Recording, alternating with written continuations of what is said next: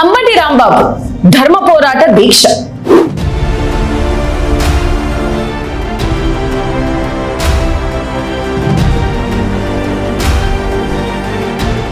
గుంటూరులో రాజకీయ సెగలు రాజుకున్నాయి.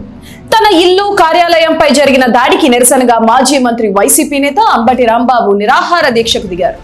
దాడి చేసిన వారిని వెంటనే అరెస్ట్ చేయాలని, నిర్లక్ష్యంగా వ్యవహరించిన పోలీసులపై చర్యలు తీసుకోవాలని డిమాండ్ చేస్తూ కలెక్టరేట్ వద్ద ఆయన దీక్ష చేపట్టారు. ఈ దాడి వెనుక కీలక నేతల హస్తం ఉందంటూ అంబటి చేసిన ఆరోపణలు ఇప్పుడు ఏపీ రాజకీయాల్లో సంచలనంగా మారాయి. శనివారం ఉదయం 6 గంటలకి అంబటి రాంబాబు గుంటూరు కలెక్టరేట్ వద్ద తన నిరాహార దీక్షను ప్రారంభించారు. తన ఆస్తిని ధ్వంసం చేసి అసభ్య పదజాలంతో దూషించిన వారిపై చర్యలు తీసుకోవాలని ఆయన డిమాండ్ చేస్తున్నారు. ఈ దీక్షకు ఎమ్మెల్సీ అప్పిరెడ్డి, వైసీపీ నేతలు నూరి ఫాతిమా, డైమండ్ బాబు, వేమారెడ్డి తదితరులు సంఘీభావం ప్రకటించారు. పోలీసుల సమక్షంలోనే కార్లు, ఫర్నిచర్ ధ్వంసం చేసిన నిందితులను ఎందుకు అరెస్ట్ చేయడం లేదని అంబటి నిలదీశారు.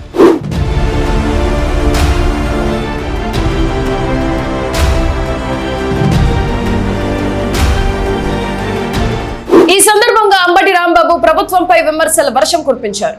చంద్రబాబును దూషించాననే సాకుతో నన్ను అరెస్ట్ చేసి 18 రోజులు జైల్లో ఉంచారు.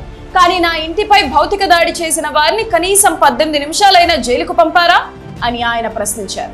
ఈ దాడి వెనుక మంత్రి పెమ్మసాని చంద్రశేఖర్, నారా లోకేష్ ఉన్నారని ఆయన బహిరంగంగా ఆరోపించారు.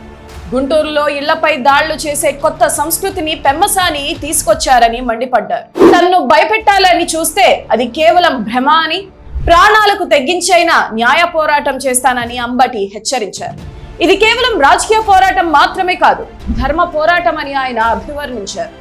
నిందితులను జైలుకు పంపించే వరకు తన నిరసన ఆగదని స్పష్టం చేశారు. అంబటి దీక్షా స్థలి వద్దకు వైసీపీ కార్యకర్తలు భారీగా చేరుకోవడంతో పోలీసులు భద్రతను కట్టుదిట్టం చేశారు.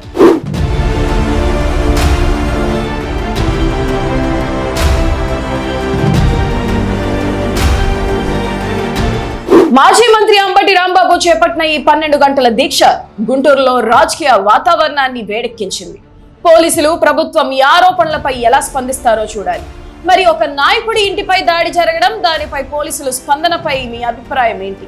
కామెంట్ చేయండి.